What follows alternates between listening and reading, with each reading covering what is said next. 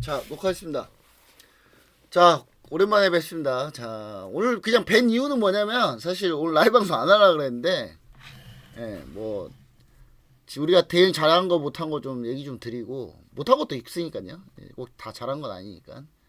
예, 못한 것도 있다. 그래서 못한 거는 어떤 걸 못했고, 잘한 건 어떤 건 잘했고, 잘한 거와 못한 거를 여러분들 항상 이렇게 끝나고 복귀를 하셔야지.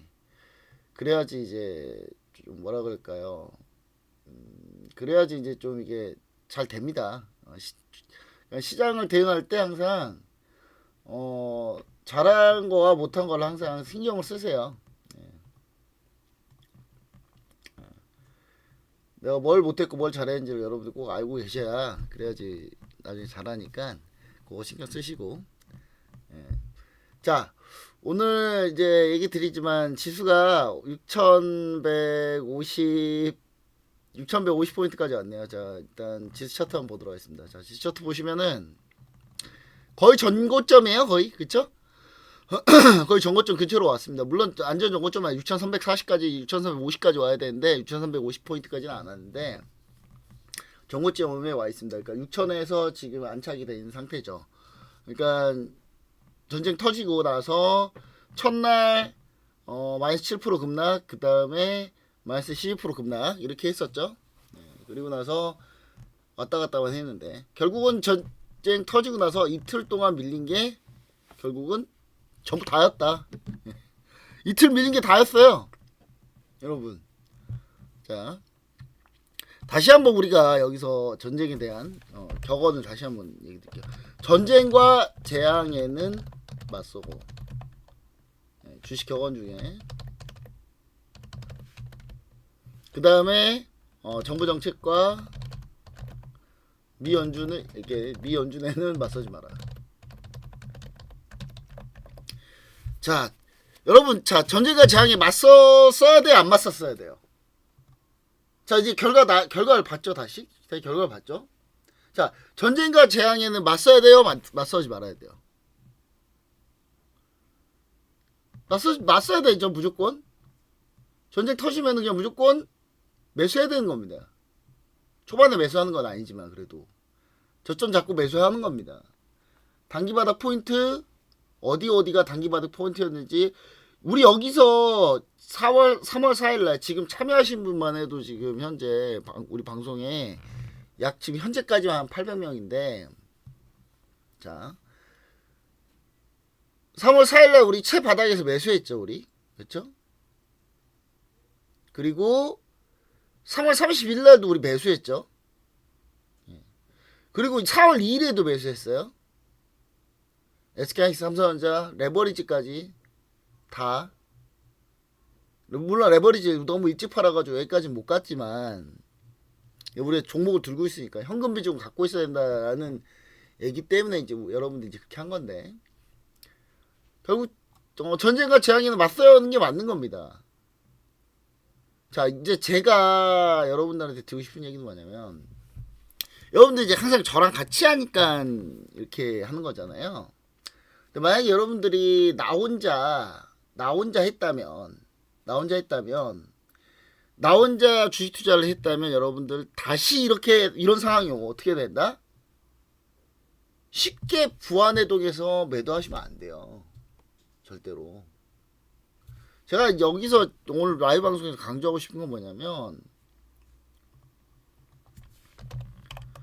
전쟁이 터지고 재앙이 발생하면 시장은 그 다음을 봅니다, 항상. 그래서 절대로 주식을 쉽게 매도해서 안 됩니다. 다만, 그러니까 왜 현금 비중을 가지고 있어야 하느냐. 제가 이제 20% 정도를 현금 비중 강조했잖아요. 항상 보유하고 있었고, 20%더 넘은 데도 있었고요. 신규방 같은 경우는 20%가 넘었죠. 한 40% 가까이 됐으니까. 그건 이제 종목을 많이 못 채웠으니까. 근데 이걸 왜 하냐면요.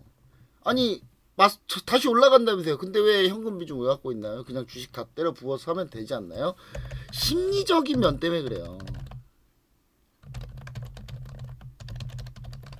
이게 심리 상태가 결코 좋지 않거든요. 오히려 주식 비중이 과도하면 이렇게 흔들어 버리면 심리적으로 무너져서 극단적인 선택을 합니다. 그러니까 본질을 못 봐요. 절대. 본질을 봐야 되는데 시장의 펀더멘탈을 봐야 되고 전쟁이 어떻게 흘러가서 어떻게 바뀔 거라는 걸 아셔야 되는데 그런 거를 내 머릿속에 내가 여러분들이 못나서 그런 걸 못한다는 얘기 아니야. 여러분도 그걸 생각을 하는데 그게 실행이 안 된다니까요. 마음이 심리적으로 쫓기고 있으면 실행을 할 수가 없어요. 그래서 현금 비중을 어느 정도 갖고 있으라는 거예요. 그럼 현금 비중 있으면 시장을 좀 더 객관적으로 볼 수 있습니다.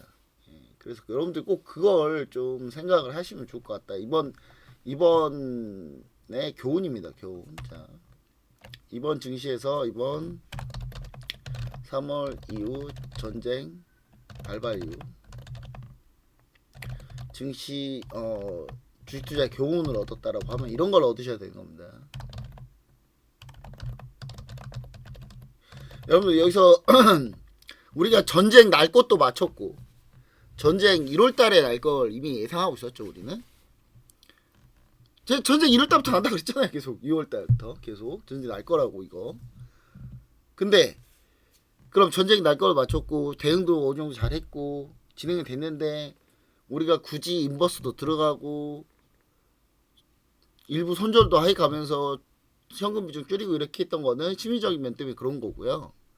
우리가 이걸 통해서 우리 뭘 배워야 돼요? 교훈을 배워야 되는 거예요. 교훈 없이 그냥 다행이다 끝났다 이런 식으로 넘어가면 혼자 하시게 되면 절대로 이거 답이 안 나옵니다. 제가 이거 오늘 강조한 이유는 뭐냐면 어차피 여러분들 주식 투자 나중에 혼자 해요. 여러분 언제까지 저랑 같이 할 수 없잖아요.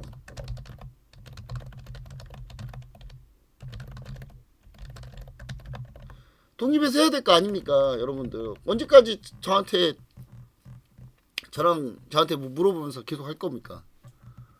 그리고 내 혼자 스스로 할 줄 알아야 될 거 아니에요. 혼자 기준이 있어야 될 거 아닙니까? 그럼 이제 여러분들이 이런 데서 뭔가 교훈을 얻고 계셔야지 결코 그냥 넘어가면 안 된다. 여러분 이런 교훈을 얻는 방법은 다양합니다.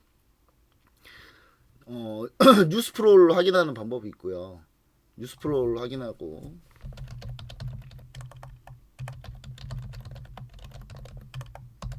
그리고 차트의 움직임도 확인하고 그 다음에 수급 동향도 확인하고 이 지나온 과정 내내 이걸 확인하시는 겁니다. 그러니까 요거는 여러분들 저 같으면요 이번 전쟁의 기간 동안에 캡처를 해놓을 거야. 다 차트도 캡처해놓고 수급 어디에서 어떻게 움직였는지 캡처도 해놓고 다 해놨을 거야. 역사는 반복되니까. 이게 왜 역사가 왜 반복되냐면 여러분 주식은 심리가 분명히 들어갑니다. 그러니까 기술적 분석이 제가 나쁘다는 얘기를 계속 저 기술적 분석 저희 기술적 분석 잘 관심 없습니다. 저는 펀더멘탈 위주로 합니다라고 하지만 결국은 제가 채바닥 잡은 건 기술적 분석을 잡은 거잖아요. 왜 그랬을까요? 사람의 심리는 거의 다 비슷하기 때문에 그래요. 극단적일 때 특히 나타나는 심리는 거의 비슷합니다. 공포나 환희의 구간에서 나타나는 심리는 항상 다 비슷해요. 그렇기 때문에 이때의 상황을 알고 계셔야 다음번에 요걸 또 적용할 수 있어요. 저희가 왜 3월 4일날 그 다음에 3월 30일날 지수 저점 채바닥 어떻게 맞췄어요? 우리가 개인 투자자 매도, 종가 저가, 외국인 순매수, 심지어 3월 30일은 외국인 순매수가 선물로 들어왔죠. 꽈서 들어왔잖아요 한번. 그리고 이날은 4월 2일은 코스닥으로 들어왔잖아요. 우리 그런 거 다 캐치했잖아요. 그거는 기존에 그런 데이터가 제가 있기 때문에 하는 거예요. 기존의 데이터가 있기 때문에 하는 겁니다. 그러니까 여러분들 이 증시는 이번 장은요 3월 4일 같은 경우는 여러분 진짜 역대급으로 하루 하락폭으로 최고치 찍었거든요. 그러니까 여러분 무슨 경험을 하신 거냐면 지금 역대급 경험을 다 하신 거예요. 내가 주식 투자한 지 얼마 안 됐다고 하시는 분들은 난 역대급 경험을 했다라고 생각하셔야 돼. 왜냐면 여기 지금 이 올라오는 지수 상승 구간도 역대급 상승이었는데 흔드는 구간도 역대급으로 흔들었단 말이에요. 여러분들 이 상황이 왔을 때 여러분들이 무슨 생각을 하셔야 되냐면 나는 좀 더 단단해졌다라고 생각하셔야 돼요. 반드시 단단해지신 거예요 지금.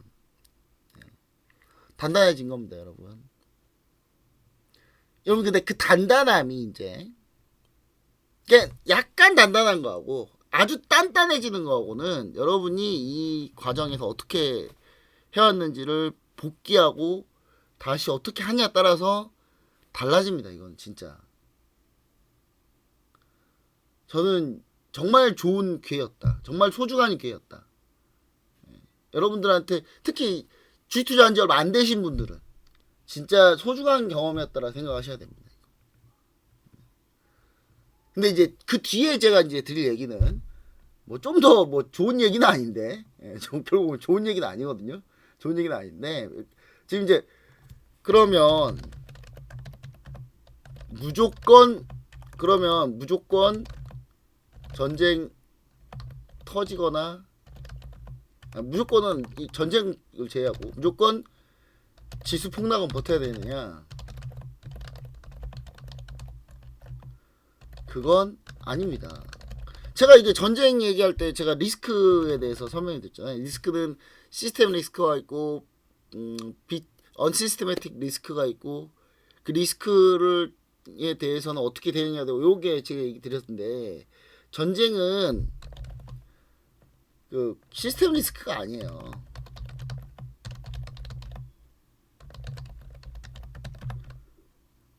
정말 위험한 건 3호 신용 같은 게 3호 신용 위험 같은 것이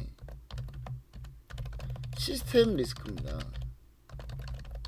그러니까 시스템 리스크라는 건 뭐냐면 신용 시장에서 위험이 생기는 부분이 가장 문제가 돼요.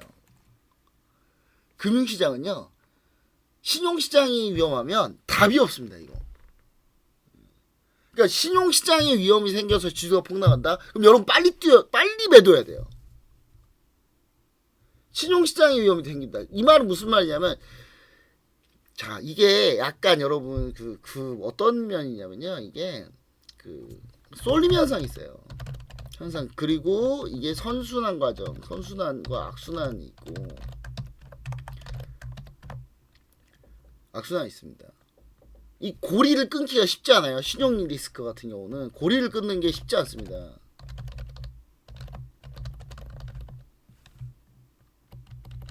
한 번 시작되면 이걸 돌려치는 게 매우 힘들어요. 그러니까 2008년 글로벌 금융위기, 서프라임 모기 사태, 2000년에 닷컴 버블도 역시 마찬가지였는데 신용 리스크 한번 터져버리면 이게 답이 없습니다. 근데 신용 리스크가 터졌는데 거기서 버티고 있으면 그 바보예요. 그 사람은. 그 사람 진짜 바본 겁니다.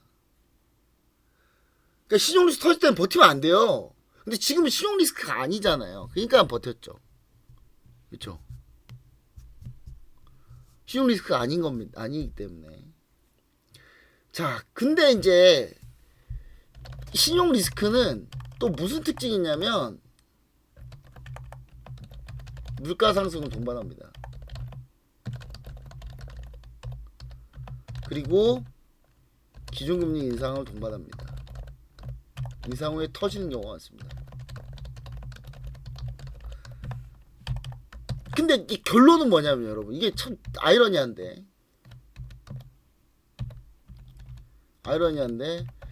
이 인플레이션 구조에서 특히 무슨 구조? 코스트 푸시 인플레이션 구조에서는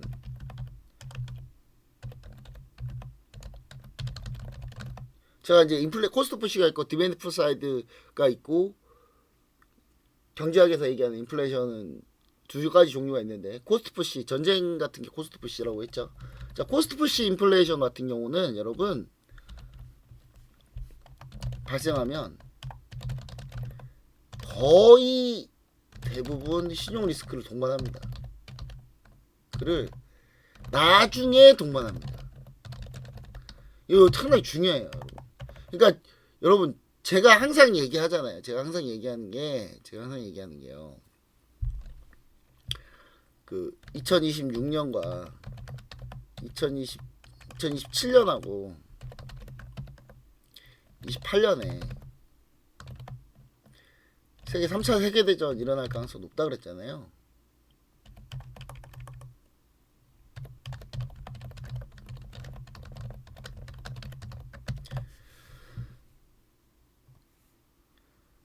자, 다시 한번 얘기 드리지만 가능성이 좀 높다고 보는데 3차 세계대전 가능성이 높다고 보는데 특히 이번 전쟁에서는 미국의 한계를 명확하게 보였습니다.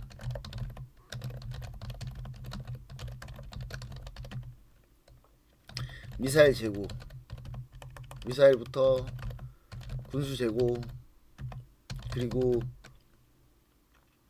전선 유지 능력이나 상대방이 경제를 쥐고 흔들 때 미국이 답이 없다는 거를, 그리고 나토의 결속력이 완전히 깨졌죠.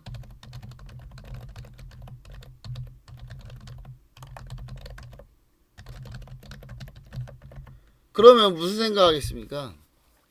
그러니까 내가 중국이라면 이랬을 것 같아. 내가 중국이라면 이란한테, 이란아 좀만 참어, 내가 한 방 때릴게, 그때 같이 때리자, 좀만 버텨, 이번에 그냥 넘어가, 이번에 좀 넘어가 주면 우리가 준비해서 때려줄게. 러시아도 그랬을 것 같은데요. 저 같으면 푸틴이, 야 이란아 지금 힘들지? 좀 기다려봐. 야 나토, 얘네 나토 탈퇴하게 만들고, 미국이 나토 탈퇴하게 만들고 나토가 약해지잖아.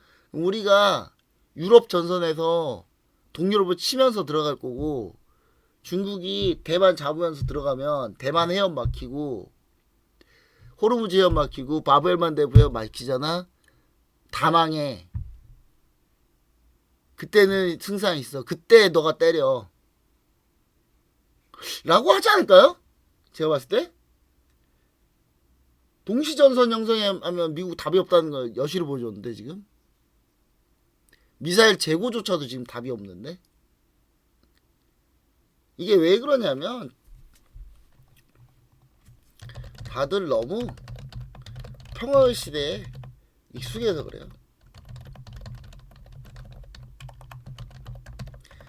세계적으로 여러분들 이렇게 오랫동안 평화가 지속된 적이 없습니다.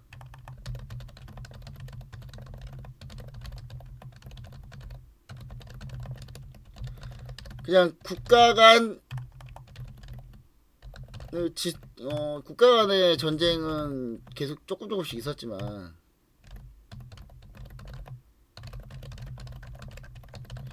이렇게 세계적으로 크게 싸우지 않고 오래 있었던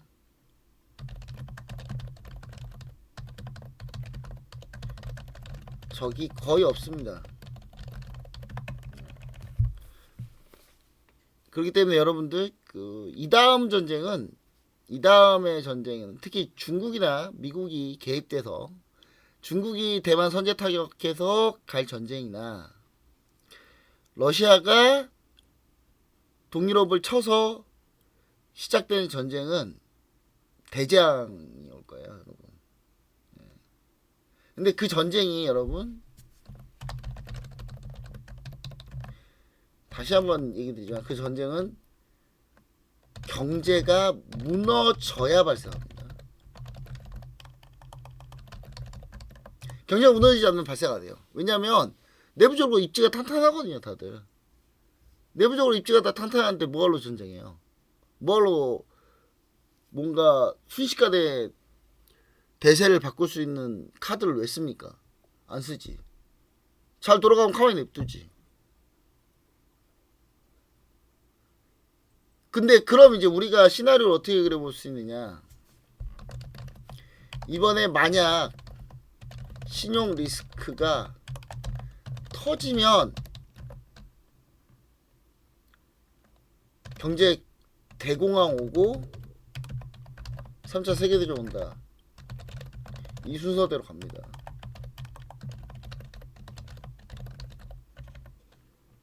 진짜로 이 순서대로 갈 거예요. 제가 참고로 여러분들 그 저랑 오래 계셨던 분들은 아시겠지만 제가 큰 시황 틀려본 적 있어요? 지금 한 8년째 같이 하는 분도 계시는데 제가 크게 보는 시황이 틀려본 적 있습니까? 한 번이라도? 한 번도 없을걸요? 이제 크게 지수 딱 잡고 가는 경우에서 제가 단 한 번도 틀려본 적이 없을걸요, 여러분들? 중간에 뭐 왔다 갔다 하는 거나 뭐 이런 건 조금씩 틀리는 경우가 있어도. 자, 신용 리스크가 터진다는 말은 무슨 말이냐. 자, 여러분, 그래서 공부 잘 하셔야 돼요, 공부를. 지금 집중하셔야 됩니다. 집중하셔야 되는데. 집중하는 의미에서 우리 한번 이번 시간을 들어봅시다. 중요한 거 하려고 하는 거니까. 예. 이게 과정을 이해하셔야 돼요, 과정을. 과정을 이해하셔야 되고, 지금까지 제가 어떻게, 지금까지 세계 경제가 박살났을 때는 어떤 형태로 박살이 나더라. 그걸 아셔야 돼요. 그리고 그때는 우리가 어떻게 대응해야 되더라. 를 전반부에 하고, 그 다음에 뒤에 후반부에는 제가 뭘 할 거냐면 이제 최근에 이제 반도체 쪽에 좀 이제 얘기할 거예요. 여러분 SK하이닉스 실적 발표 땡겼어요. 4월 29일에 한다 해놓고 다음 주에 한대요. 왜 다음 주에 할까요?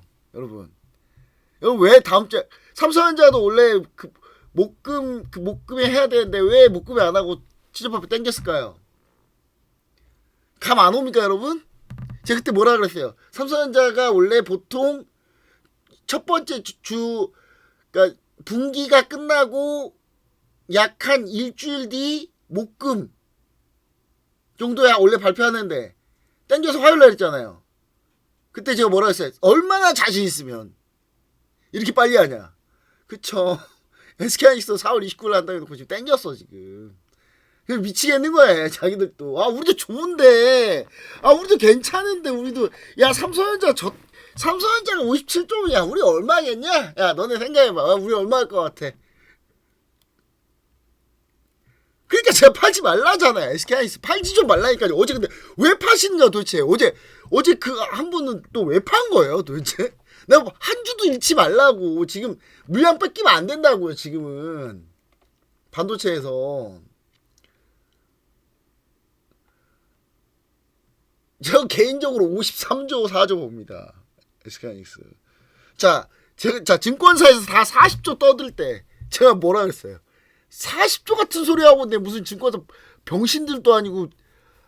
아니 마이크론 실적 발표에다 곱하기 분기 전년도 분기 곱하기 8, 9 나왔는데 그럼 삼성전자나 SK하이닉스도 전년 동기 1분기로 곱하기 9 때려도 그보다 훨씬 높게 나오겠고 하면서 제가 그때 얘기들이 57조 나왔잖아요.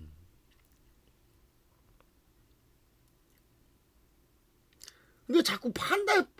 그러니까 그 반도체 얘기는 이제 그 뒤에 할 거다라는 거. 갑자기 일로 또 빠질 뻔했네. 아 3,000% 또 빠질 뻔했네. 자, 그 요걸 설명드릴 겁니다. 이걸 설명드릴 건데, 자 보시면은, 자 전쟁이 끝나도 여러분 과거로 돌아갈 수 있을까요?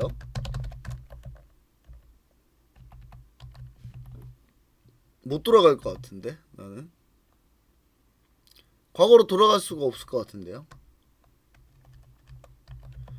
화석연료 의존도가 높은 나라들이 무슨 선택을 할까요? 아 불안하다. 그러니까 이란이 아예 이차에 망해버렸으면 괜찮아요. 그럼 좋았을 거야 아마. 근데 이란 안 망했잖아요. 다시 한번 얘기 드립니다. 저는 개인적으로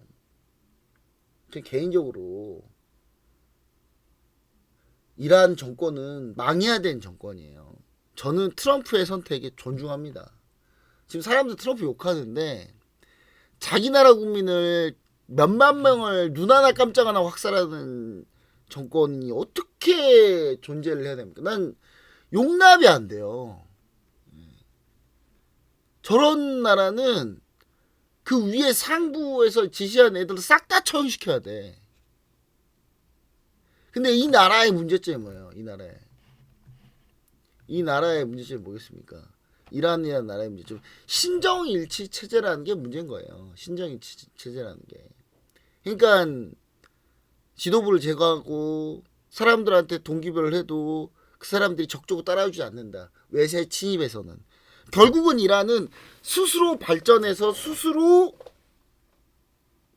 나와야 돼. 스스로 국민의식이 성장해서 스스로 민주주의를 쟁취해야 돼요. 우리나라만 생각해 보세요. 우리나라만 생각해 보셔도 우리나라는 4.19 물론 논란이 있습니다. 논란이 뭐 있어요. 예. 이승만 좋아하시는 분들은 이승만 에 대해서 뭐 존중하는 사람이 있는데 저는 이승만이 그 하메네이랑 똑같다고 생각하기 때문에 저는 이승만하고 하메네이하고 동일시합니다. 예. 그 부분을 좀 걸러서 들어주세요. 뭐 의견이 같지 않은 분들 분명히 계시니까. 거기에 부정선거했죠. 뭐 아니 베네수엘라 마두로하고 똑같지 뭐. 이란 하메네이하고 똑같죠. 이승만 과국민도 학살한 놈인데, 그쵸? 우리는 그래서 그걸 4.19로 뒤집어 엎었는데 다시 쿠데타가 났어 오히려. 자, 쿠데타가 나서 박정희 대통령이 조건 잡았어. 물론 박정희 대통령은 저는 개인적으로 박정희 대통령의 반은 괜찮은데 반은 약간 요렇게 봐요. 예. 저는 약간 그 추진하는 능력이나 국가를 딱 보고 국가에서 차분하게 어떤 계획을 먼저 가야 될지 그 계획을 갈 때 반대가 있을 때 이 반대를 수렴하고 가는 방법이 있는데 그렇게 갔다가는 답이 없다 이거. 약간 군인으로 밀어붙인 게 잘 된 면은 있어요. 물론 그 나머지는 최악이지만 예. 일본 관동군이었고 일본군 장교였고 일본 관동군의 독립군 때려잡는 사람이었고 뭐 한때는 빨갱이셨잖아요. 박정희 대통령. 저는 빨갱이라는 게 저는 그렇게 나쁘다고 생각하지 않아요. 박정희 오히려 빨갱이에서 바꿨잖아. 물론 자기 가족 팔아먹고 바꾸시긴 했지만 박정희 대통령이 저는 그 전향했다라는 거 오히려 나는 오히려 자유민주주의 쪽에서는 오히려 이거 공부할 거인데 제가 봤을 때는 뭐 그 나머지는 다 최악이야. 근데 경제 성장하는 과정에서 상당히 중요한 선택들을 많이 했다. 근데 이제 박정희 대통령 죽고 나서 그 다음에 또 12.12 쿠데타 일어났는데 우리가 다시 또 그때 뭐 5.18 민주항쟁하고 우리는 이 자유민주주의를 쟁취하려고 어마어마하게 많은 피를 흘렸어요. 우리도 많은 피를 흘렸잖아요. 억울하게 많이 죽고 사람들이. 그러니까 그런 과정이 있어야 민주주의가 성장을 하는데 이란한테 갑자기 야 미국이 때려줄 테니까 니네가 다 들고 일어나서 뒤엎어 하면 얘네가 없겠어요? 그 얘네는 심지어 종교랑 다 일치된 나라인데 어떻게 엎어 이거를. 말이 되는 소리를 해야지. 그렇지 않겠습니까? 그러면 여러분 이게 안 돼. 그러니까 트럼프 대통령의 공격은 저는 지지하는데 애초에 목표가 잘못됐어. 진짜 칠 거면 지상군 100만 명 투입해가지고 싹 다 잡았어야지. 반강제로 정권 정복시켜야죠. 근데 그게 불가능하지. 왜냐면 지금 이 정도 트럼프의 그 지지율과 국제적인 신용 트럼프 대통령에 대한 신용 가지고는 절대로 안 하지. 절대로 안 하죠. 다른 국가에 참여하겠어요? 절대 안 하지. 그러면 이제 그러니까 이게 이란이 뭐 바뀌고 나서 뭐가 끝난 게 아니라 그대로 남아 있어요. 이거 휴전 아니면 종전 아니면 지리하게 그냥 지들끼리 때려봤다가 끝나요. 그냥 이거 계속 결론은. 핵을 쏠 거야? 핵을 쏠 겁니까? 나는 여러분 진짜 여기에는 좀 제발 그런 사람 없었으면 좋겠는데 이 세상에서 제일 멍청한 사람이 누군 줄 아세요? 아, 핵 있잖아. 핵 있으면 됐지. 핵 있으면 됐지. 이런 말 하는 사람들. 그러니까 제일 멍청하다고 보시면 돼. 그 사람들이. 핵 있어도 뭐해? 못 쏴요, 어차피. 절대 못 쏴. 이스라엘이요. 여러분 중동 전쟁 났을 때, 예전에 중동 전쟁 났을 때 이스라엘이 망하기 직전까지 갔어요. 이집트랑 시리아가 막 때려붙고 치고 들어와가지고 진짜 이스라엘이 바다에 모두 다 수장될 뻔했어. 근데 거기서 물론 골란고인의 기적이 일어났어요. 거기서 이제 전차전에서 승리하고 막 해가지고 골란고인의 기적이 일어나가지고 이스라엘 겨우 살았어요. 그래서 지금 산 거야 이스라엘이. 그때 만약에 골란고인 졌잖아요. 이스라엘 탁살당했을 거야 다 아마. 근데 이스라엘 그때 핵이 있었어요. 핵이 있었는데 핵을 안 쏘았지. 왜 안 쐈을까? 여러분 핵을 왜 안 쐈을까요? 쏘는 순간 국제적인 지진 다 끝났다고 보시면 돼요. 못 쏴요 절대. 특히 국경이 인접돼 있다? 죽어도 못 쏩니다. 거의 마지막 그냥 모두 다 니 죽고 나 죽자 자폭수단인데 니 죽고 나 죽자도요. 진짜 그 나라가 일치단결해가지고 그래 다 그냥 옥새에서 다 죽자 이 생각 아니면 절대 못 쏴요. 멍청한 소리예요 그거 진짜. 그래서 재래식 전력이 중요해요. 재래식 전력이 중요합니다. 재래식 전력이 있어야지만이 버티고 있어야지만이 싸우고 있어야지만이 이번 전쟁이 이란 버티잖아요 계속. 물론 이란이 거의 끝까지 갔어요. 끝까지 가긴. 제가 얘기하지만 이란의 탄도미사일 개수 줄어든 거랑 해가지고 제가 얘기 드렸잖아요. 이란은 버틸 때까지 버틴 거예요 지금. 그러면서 겉으로는 우리 끝까지 싸울 수 있어. 한국 카스피 통해가지고 그 일부 그 수송로 그 하나 가지고 계속 버틴 거예요. 러시아가 몰래 지원해주고 중국이 몰래 지원해주고. 근데 이란 건재하잖아 결국은. 그러면 이 불안이 해결된 게 아니잖아요. 그러면 유가가 떨어지기가 힘듭니다. 어느 선 이상.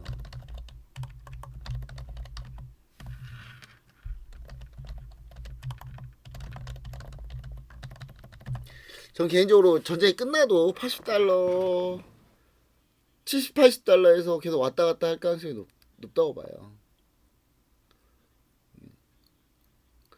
그리고 이제 이렇게 되면 러시아는 좋은 일이고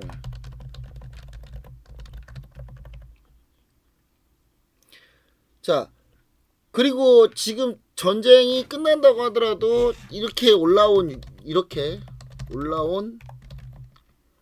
물가는 쉽게 잡히지 않습니다.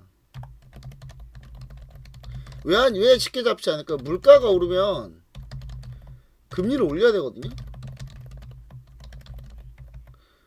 근데 금리를 안 올리고 버티고 있잖아요. 간밤에 PPI 나왔는데, 자 PPI 지표 나왔는데 미국 소비자 물가 지수 예상치보다 낮았어요. 예상치보다 낮아서 그러면 좋으냐? 그게 아니라 그 전달이 좀 많이 올랐었어. 이게 여러분 그 PPI 보시면은 지금 여러분 자 지금 예상치보다 낮은 거예요. 예상치보다 PPI가요 4%예요. 4%면 여러분 물가 관리는 2%대가 관리해요. 전 세계 경제 성장률 평균이 한 2% 되니까 2% 되니까 그 2% 되는 만큼의 물가 상승률 정도를 했을 때 성장이 제로라고 봤을 때 그게 용인된단 말이에요. 근데 4%면요 무조건 마이너스 성장이에요. 다 전부 다 웬만한 국가는 다 마이너스 성장이란 말이에요. 물가 상승 4%란 말이에요 지금. 이제 예상치가 4. 그러니까 전쟁 터져서 와 이거 엄청 물가 올랐을 텐데 했는데 그보다 조금 더 오르는 거야. 그 정도 수준이에요, 여러분. 근원 CPI, 근원 PPI 보세요. 근원 PPI. 변동성이 큰 거 빼고, 자, 여기서 우리가 조금 하나 아셔야 될 게, 팁입니다. 팁인데. 자, 원래는 이제 근원 PPI, 근원 CPI 해가지고, 이걸 코어라고 하는데, 코어 CPI, 코어 PPI라고 하는데, 코어를 만든 이유가 뭐냐면, 이게 이제 옛날 중동 오일 쇼크 때문에 그랬어요. 중동 전쟁 때문에. 중동 전쟁 때문에 예전에 1970년, 80년대 중동 전쟁 때문에 유가가 폭등하니까, 그러니까 도대체 이 경제를 판단하는데 유가가 들어가서 경제를 판단하니까 이게 답이 없는 거예요. 그럼 금리만 계속 올려야 되는 거야. 근데 실물 경기 조금 더 그래도 조금 더 반등하고 있는데, 실물 경기는 반등하고 있는데 물가가 안 떨어지니까, 물가 안 떨어지니까 에너지나 식료품이나 이렇게 변동성이 큰 요인들이 너무 많다 보니까 그 변동성이 큰 요인들을 싹 다 없애고, 그리고 한번 지표를 만들어 보자 하는 게, 그래서 코어 PPI, 코어 CPI, 코어 PC 해서 이제 근원이라는 걸 만든 겁니다. 자 공부하셨죠 이제? 그 도대체 근원이 뭐지 저거? 근원 PPI는 무슨 뭐지? 그럼 코어도 있어요. 슈퍼코어 PPI도 있고. 그러니까 여기서 더 변동성 그걸 더 빼는 거야. 이해하셨죠? 뭘 하나를 해도 배우면서 하자. 자, 여러분 이제 CPI, PPI, PC 다 배운 거예요. 이제 나랑 같이 하는 분들 중에 PPI, CP가 뭔가요? 이러면 안 돼, 여러분 진짜. 이러면 진짜 다 없는 거예요, 진짜. 그런 거 하지 마세요, 제발. 부탁드려요. 한번 배운 거는 여러분 반드시 내 걸로 하자. 자, 그럼 이제 지금 4%대가 나오는데, PPI가 4%대 나왔는데, PPI는 생산자 물가 지수인데요. 이 생산자 물가 지수가, PPI는 두세 달의 시차를 두고 CPI로 전이 됩니다. 그러면 다음 달, 다다음 달, 다다다음 달은 물가가 오른다는 얘기예요, 여러분. 근데 물가가 오르면 어떻게 해야 돼요? 금리를 올려야 되죠.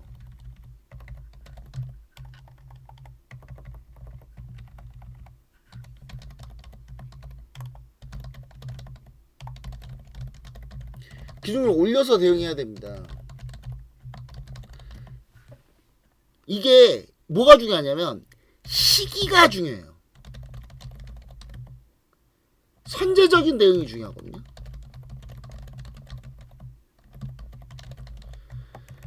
그런데 지금 현재 트럼프 정부에서 선제적 대응을 할 수 있느냐? 안 할 거예요, 분명히.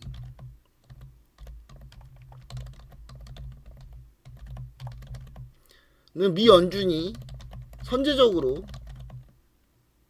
기준금리 대응을 하는 거를 엄청나게 난리칠 거예요. 엄청나게 반대할 겁니다. 근데 여기서 여러분 중요한 거는 선제적 대응을 하지 않잖아요.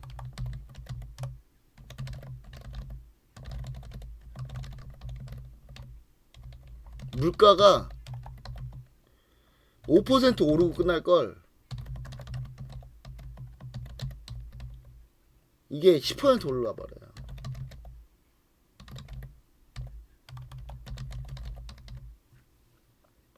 대표적인 게 코로나 때 그랬잖아요. 코로나 때 2020차. 자, 제롬 파월 의장이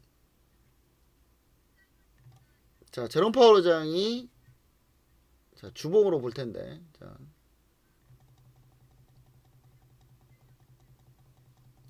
자, 여기서 주가가 많이 올라왔어요. 근데 여기서 밀렸죠. 뭐 때문에 밀렸어요? 미국이 기준금리 올려서 올렸잖아요. 이때 돈 왕창, 코로나 때 돈 왕창 풀었는데, 너무 많이 풀었는데, 그걸 제때 기준금리 올려줬으면 좋았을 텐데, 기준금리 올리는 거를 조금 늦추다가, 하다가 물가가 폭등해버린 거 아니야. 뒤늦게 기준금리 올려봐야, 안 먹힌다고, 이게. 그러다가 쭉 기준금리 계속 올리다고, 조금 올리면 끝날 일을 어마어마하게 올려야 돼요. 이게. 그래서 미 연준이 기준금리 5.5까지 올리잖아요. 5.5%까지.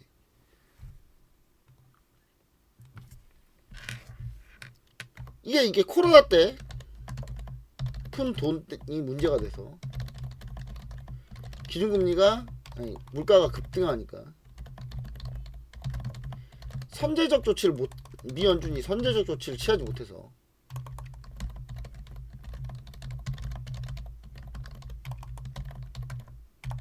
결국 기준금리가 5.5까지 합니다.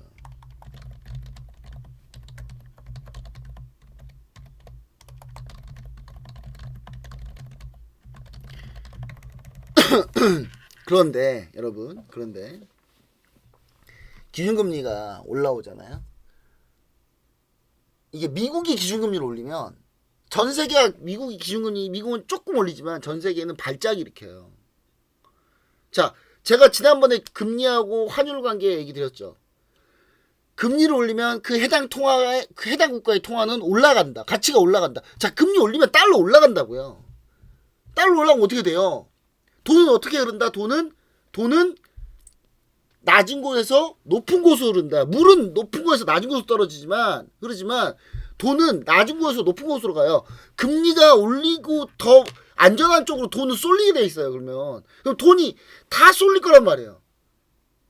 달러도 강해지지. 미국은 기준금리도 올려야 되지. 뒤늦게 올리면. 그러니까 초반에 천천히 올리면 괜찮은데 초반에 선제적 대응하면 많이 안 올릴 거니까 그런 현상이 줄어들 텐데 이게 트럼프 행정부가 하겠냐고 그렇게. 지금 금리 내리라고 난린데 얘네는. 그렇게 할 리가 없잖아요. 이게 뻔해. 트럼프는 뻔해요. 이거 야 금리 올리면 안 돼. 분명히 이럴 거예요. 그러다가 시기 놓칠 거야 아마. 그래서 지금 미 연준 의장도 바꾸고 지금 다 하잖아요. 그래서 하는 거잖아요. 다 지 말 잘 듣게 하려고. 근데 금리가 이렇게 올라버리면 전 세계가 발작 이렇게. 여러분 아르헨티나, 베네수엘라, 미국이 금리 올려서 난리가 났던 거예요. 얘네가 다. 이 구간에서 난리가 난 거야. 이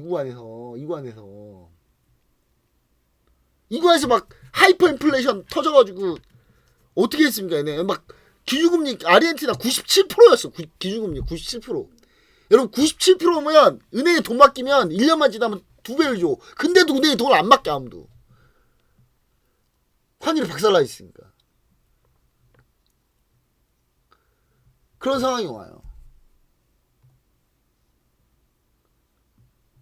그리고 이 상황이 오면 이머징 마켓은 아주 박살이 날 거고 우리나라 포함해서. 우리나라도 환율이 약하니까.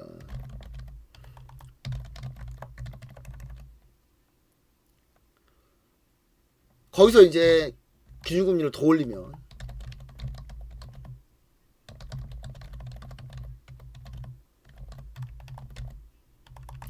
오래 가면 문제가 생기기 시작합니다. 이제 바퀴벌레들이 나오기 시작하죠. 그런 게 바로 뭡니까? 3호 신용위험. 과도한 AI 데이터센터 투자, 순환 투자 구조. 지금은 이런 게 하나도 문제가 안 돼요. 왜냐? 금리가 낮거든. 지금 문제 생길 정도는 아니거든요. 지금 문제가 아니에요. 지금 문제가 전혀 아니에요. 지금은. 근데 이런 문제가 어디서 터지냐면 금리 높을 때 터져요. 무조건. 2000년 닷컴 버블, 2007년까지 해서 올라왔던 화랑에서 2008년 서프라임 모기 사태 다 금리를 떨어뜨렸다가 다시 올려쳤는데 거기서 물가 올라오고. 자, 2000년대에서는 뭐가 9.11 테러였었죠. 그러면서 유가가 한번 흔들렸죠. 그 다음에 2008년은 투자은행들, 미국 투자은행들이 싹 다 서프라임 모기지 부실 감추려고 유가 투기했죠. 유가 올린 다음에 기준금리 더 올리게 만들었죠. 이게 뭐냐면 원발의 오줌 누기거든요. 이게 언발에 오줌 누기는 2008년에 투자은행들은 언발에 오줌 누기를 했던 거야. 어떻게든 버틸라고. 부실 감추려고. 언발에 오줌 누면 어떻게 돼요? 다시 올지. 더 빠르게 올지. 그 유가를 투기하는 바람에 기준금리가 더 올라버렸어. 더 무너지지. 그러니까. 그러다가 2008년 대폭락 나온 거야. 자, 대폭락의 시나리오는 거의 똑같습니다. 금리를 어쩔 수 없이 다시 올린다. 그 다음에 어떻게 된다? 거기서 머물다가 터진다 이게. 왜냐면 고금리일 때는 조달 비용이 많이 드는 데이터 센터 투자하거나 순환 투자하거나 막 했던 회사들이 지금 버티더라도 조달 코스트가 계속 많이 들어요. 그러면은 조달 비용이 많이 들어. 금리가 높으면 조달 비용이 많이 들거든요. 잡아당기는데. 그 많이 들기 시작하잖아요. 그러면은 비용 계속 나갑니다. 그럼 처음 버티지. 그러다가 못 버티는 애들이 생겨. 못 버티는 애들이 생기잖아요. 그럼 다시 어떻게 되는지 아십니까? 아까 얘기했던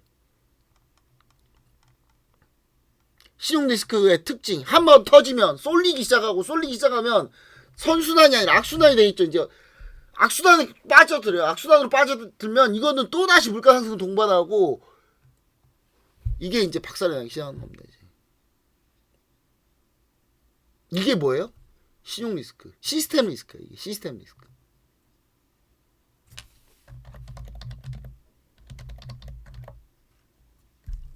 이거가 나오면 여러분 버티면 안 돼요.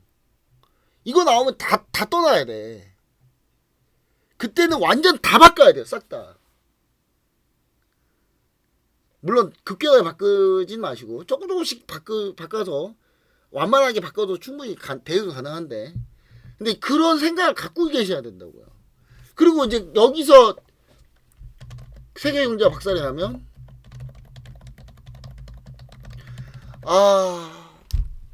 세계 경제 박살 나면 우리 지금 힘들구나 우리. 자, 우리 그 정치하는 사람들이 국민들이 너무 힘들구나. 마음이 아프구나. 그래, 내가 잘못했다. 내가 못한 거야. 내가 내려와야지. 이렇게 생각하는 인간이 있는 줄 아세요? 단 한 명도 없지. 무슨 생각하는 줄 아세요?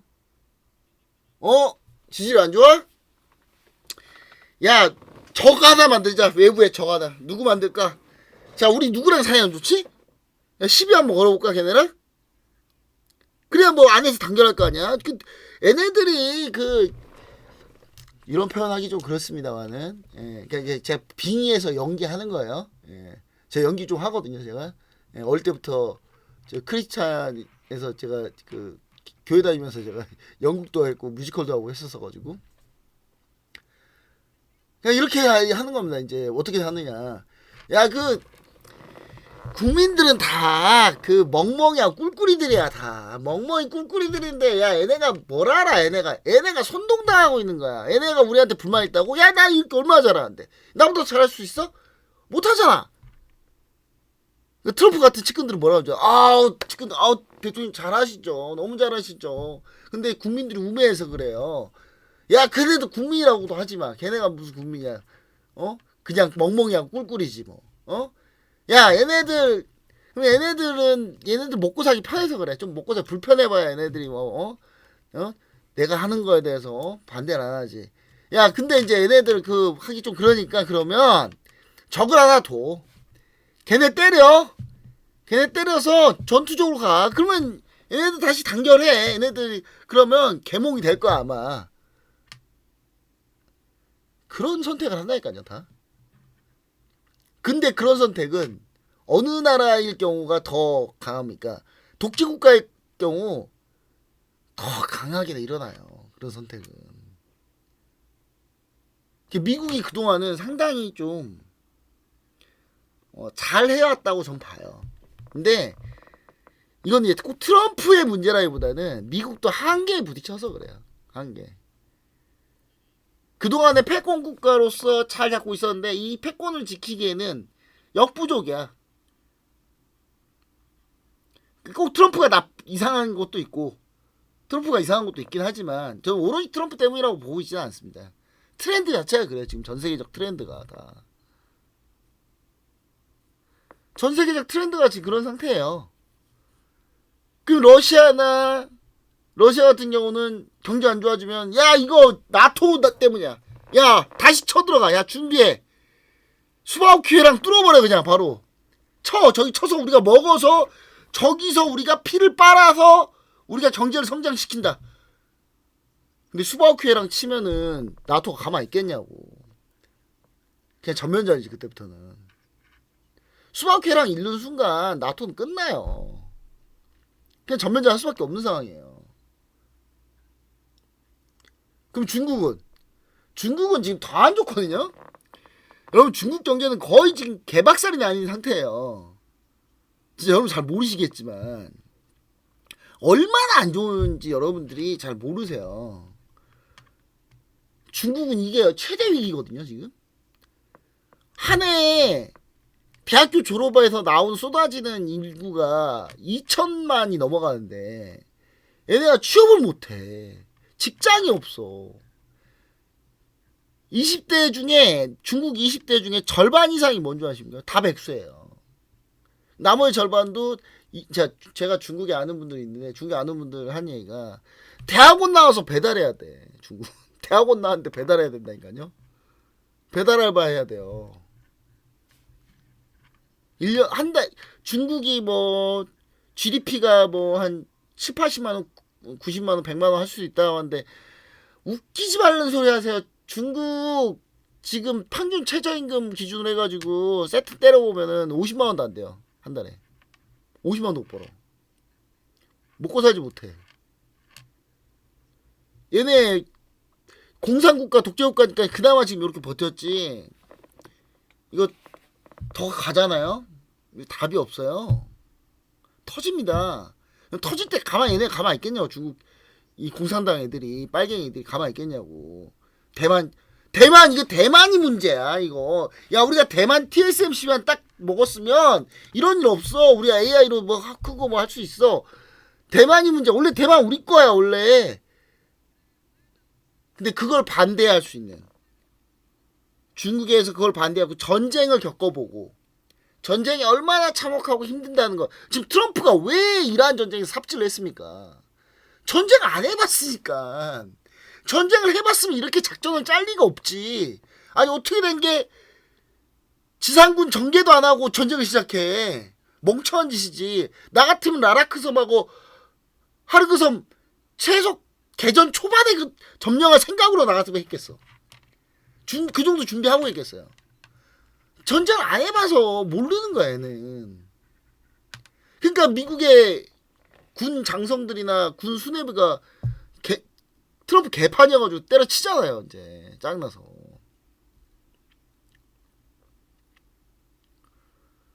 옛날에 히틀러가 2차 세계대전 때 왜 히틀러가 왜 패망인 줄 독일이 왜 패망인 줄 아세요? 자 2차 세계대전 때 독일에서 진짜 구데리안 어마어마한 만슈타인 롬멜 진짜 한 시대에 나오기도 힘든 독일 장군들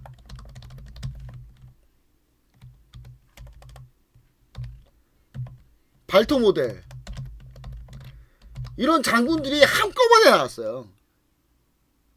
어마어마한 그러니까 세계 전쟁사 최고 전략가 50위 안에 다 들어간 사람들이고 이 사람들이. 근데 한 시대에 한 번에 나왔어.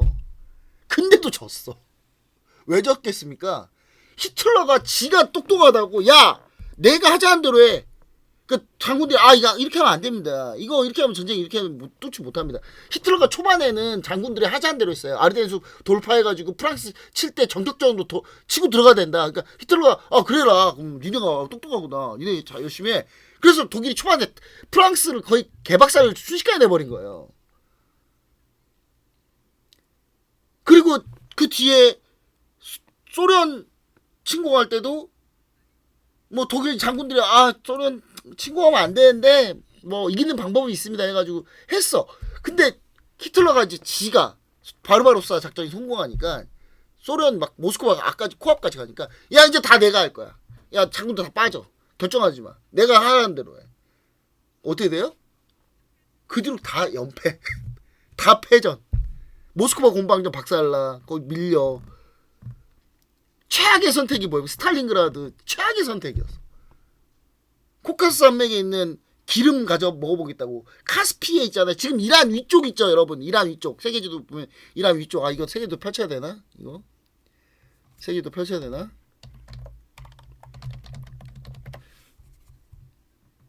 이쪽에 기름이 많아요. 아 진짜 얘네는 축복받은 땅이야. 우리나라 왜 기름 한 방울이 없어 왜? 진짜 우리나라 진짜 저주받은 땅이야. 저주받은 땅 진짜. 저주받았지만 국민들이 멋있죠 우리나라는. 여긴데 요쪽이 유전지대가 어마어마합니다. 러시아 석유 다 여기서 나요. 근데 보시면 이제 그래가지고 얘네가 아무것도 못해요. 스탈린그라드 마지막에 독일의 이 명장들이 다 얘기해. 그냥 철수해야 된다. 빠져야 된다. 36만 명을 살리려면 빠져야 된다. 여러분 150만 명이 가서 6천 명 살아도 왔어. 독일 스탈린그라드 전투에서 150만 투입돼가지고 6천 명 살았어요. 6천 명. 거기서 완전히 전세 꺾인 거야. 근데 소련의 스탈린은 반대입니다.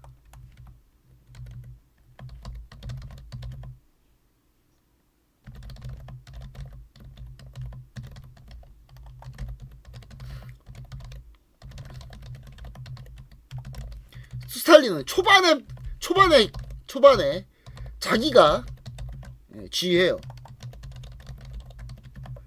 그러다가 박살나죠. 그 뒤에 자기 잘못을 깨끗이 인정합니다.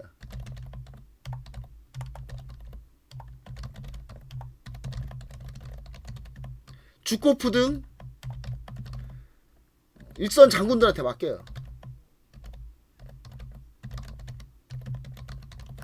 그 뒤로 이긴 거예요. 스탈린이 모스크바 코앞까지 왔어요. 독일군이.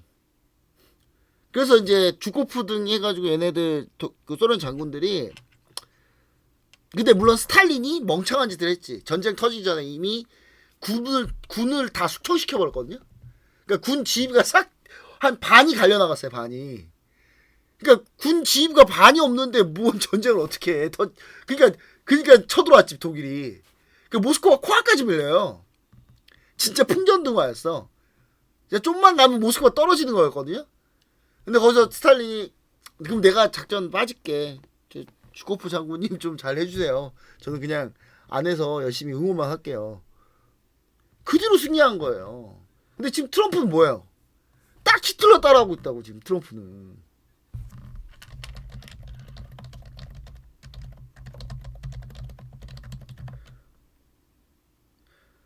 내가 만약에 미국 대통령이었잖아요. 절대 작전 이렇게 안 세웁니다.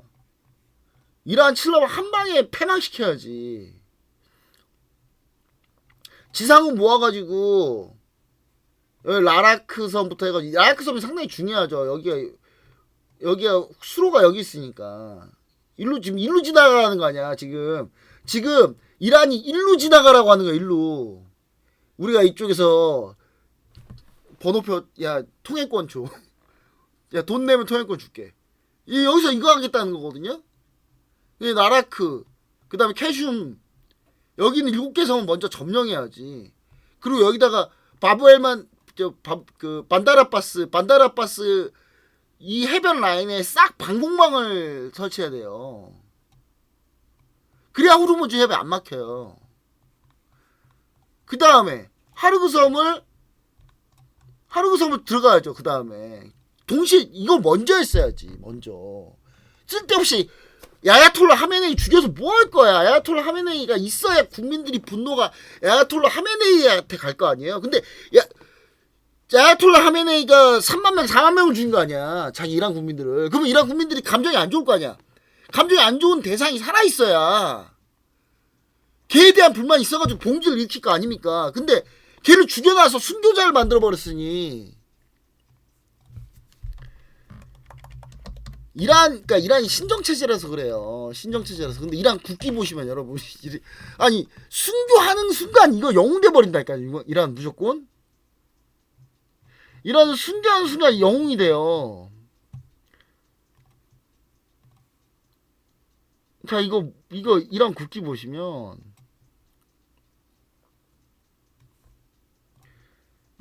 이게 이제 이란이 그 신정체제로 바뀐 데 국기 바꾼 건데 이게 신을 위하다 알라는 위대하다 알라는 위대하다 알라는 위대하다 알라는 위대하다 알라는 위대하다 이게 지금 이 가운데 문양이 이게 순교한다는 문양이에요. 순교의 문양 순교의 문양이에요. 순교의 문양. 얘네 순교를 최고로 쳐. 그러니까 죽어라 이거야. 종교 믿다가 너네 죽어라. 얘네 이런 나라예요. 근데 아야톨라 하면을 왜 죽이냐고 멍청하게. 가만히 냅둬 아무리 죽을 건데 그걸 왜 신경 쓰냐고. 나 같으면 지상군 모아놓고 한 방에 쳐서 폭격 들어가고 주요 거점 지상군 투입에 점령한 다음에 여기 방공망 만들고 호르무즈 미사일 몰라를 막은 다음에 그러면서 지상군 압박했을 거야. 압박하면서 협상했을 거야. 나 같으면. 이란의 국민들이 생각을 해보세요. 이란 국민들이 미군이 상륙했다라는 연합군이 상륙했다, 미군이 상륙했다라는 딱 포석이 나와야 그래야 들고 일어나지. 지금 들고 갔다가 그냥 총 맞아 죽지 그냥. 이란 혁명수비 누가 봉기하겠냐고 생각을 해보세요. 뭐 멍청해도 저렇게 멍청하나? 난 트럼프 수뇌부도 왜 이렇게 멍청해? 이거 생각 안 하나? 제가 왜 이거에 왜 열불 내냐면 이때 이란을 잡았어야 돼. 이때 이란은 박살 냈었어야 돼요. 이란 박살 냈었어야 된다니까요. 이스라엘이 제일 무서워하는 게 이란이 정상국가 되는 게 제일 무서워하는 거예요, 여러분. 이란이 이렇게 되면 이스라엘만 좋은 거야. 이스라엘 싫으면 오히려 이란이 이 정권이 무너져야 돼. 그래서 정상국가가 되잖아요. 이스라엘 깝도 못 칩니다. 이란한테. 이란이 나라 규모와 경제 규모가 어떻게 상대가 안 돼요. 잠재력 면에서는. 여기서 미군이 여기 있으면서 여기 상륙해가지고 있으면서 압박을 해야 그래야만 봉기가 나지. 그럼 내전이라도 날 거 아니에요. 여긴 항복할 거 아니야. 이쪽은 다. 이쪽에서 버틸 것 같습니까? 다 항복하지? 그럼 여기서 항복하고 흡수해갖고 일로 가야지. 물론 여기는 산악지대라 일로 못 가요. 가기 너무 힘들고 테헤란까지 가기 너무 힘들고 이렇게 해서 쭉 올라올 수 있단 말이에요. 이렇게. 그럼 여기가 뭐야? 이스파한 여기 있잖아요. 그러면은 이쪽에 핵시설 다 이쪽에 있는데 이렇게 해서 핵시설 빨리 장악해야지. 그래야 전쟁의 명분이 되죠. 멍청하게 뭐하고 있는 거야 진짜. 아니 이스라엘이 이걸 모를까요? 안다니까요. 이스라엘 이거 알아. 이렇게 하면 이란 무너지는 거 알아요. 근데 이스라엘 왜 이걸 제안 안 해? 이란이 무너지면 안 되거든. 이란은 계속 신정체제에 약간 또라이 국가로 계속 남아있어야 되거든. 그러니까 이렇게 하는 거예요. 근데 미국 노란한 거지 한마디로. 트럼프가 진짜 이란 잡고 싶었으면은 나 같으면 전 세계 관세 내려주고 연합군 참전하자. 다 같이 함께 하자. 내가 그동안 잘못했다. 그러면 나토랑 다 참여 안 했을까? 다 했을 것 같은데 나 같으면. 그래. 자국민을 저렇게 죽였으면 벌 받아야지. 명분도 돼. 얼마나 좋아. 멍청하니라. 얘네가 얼마나 전쟁 계획이 없으면 매일매일 새로운 표적이 새로 생겨. 초반에 다 때려 부셨다 그래놓고 또 어디 또 부시고 이거 이번에 새로 표적 새로 이거 물어봤어 대변인한테. 국 대변인한테. 아니 초반에 이거 왜 공격 안 했냐. 초반에 목표에 없었다. 그거 전쟁 계획이 허술한 거야. 절호의 찬스를 놓쳤다니까요. 이란을 잡았으면 여러분 이란 잡았으면 2017년 2018년에 세계대전 안 일어났어요. 안 일어날 가능성이 높아요. 왜냐면 여기서 중부에서 누군가 흔들어줘야 되거든. 러시아는 여기 수바우키랑을 치고 들어간다고 치더라 수바케랑을 이렇게 칼리닝그라드 이쪽으로 수바케랑을 이렇게 치고 들어가서 발트삼국을 제압한다고 들어가기 시작하면 중국은 여기 대만 잡고 대만 해협 잡아야 되거든요. 대만 해협 이렇게 먹는 거거든요. 그때 여기서 이란이 흔들어줘야 되는데 이란이 없으면은 중국이나 러시아 수뇌부에서 이런 생각했죠. 아, 성공 확률이 조금 더 떨어졌습니다. 이란이 원래 좀 호응해줘야 되는데 이란이 호응이 안 되니까 성공 확률이 좀 떨어졌네요. 그러면 할 것도 안 한단 말이에요.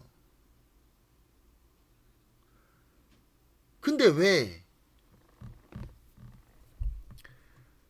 아니 막말로 여러분 생각해보세요. 아니 그러면 지금 전쟁하고 있을 때 중국하고 러시아가 각각 치면 되는 거 아닌가요? 러시아 지금 우크라이나 정리도 안 돼 있어요. 지금 치겠어요?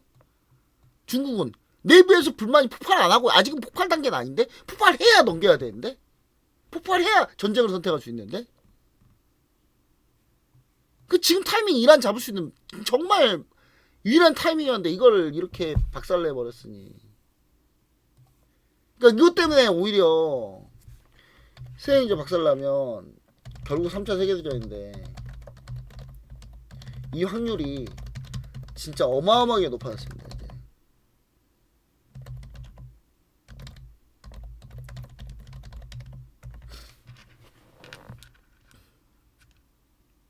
그러니까 제가 생각하는 그러니까 저 사람은 왜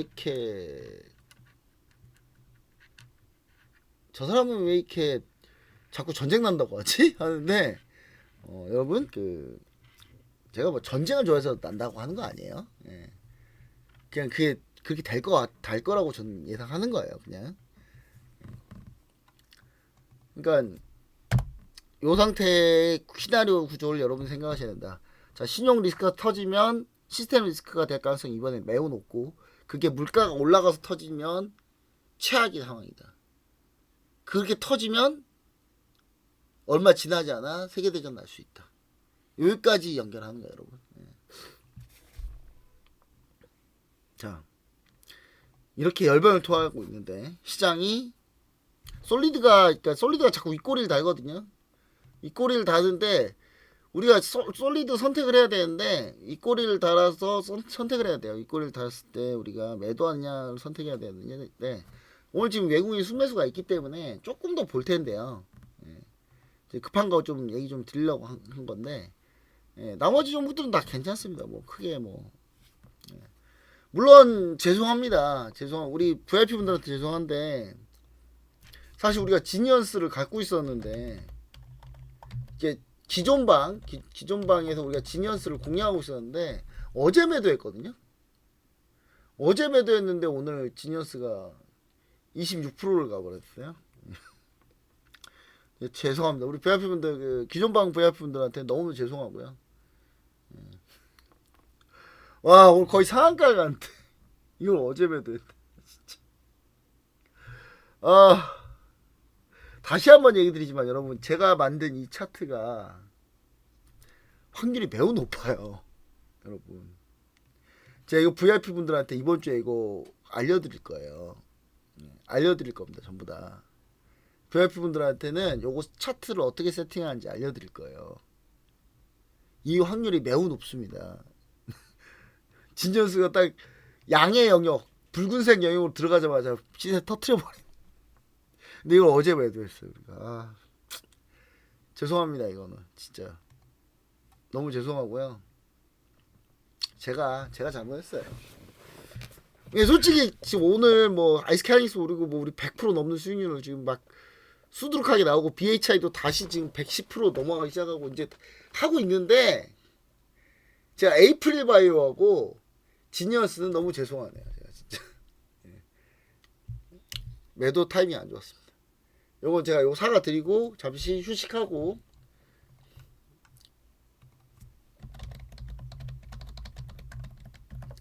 11시 12분에 복귀해서 시장 앞으로 이제 반도체 및 실적 시즌 투자 전략 진행하도록 하겠습니다.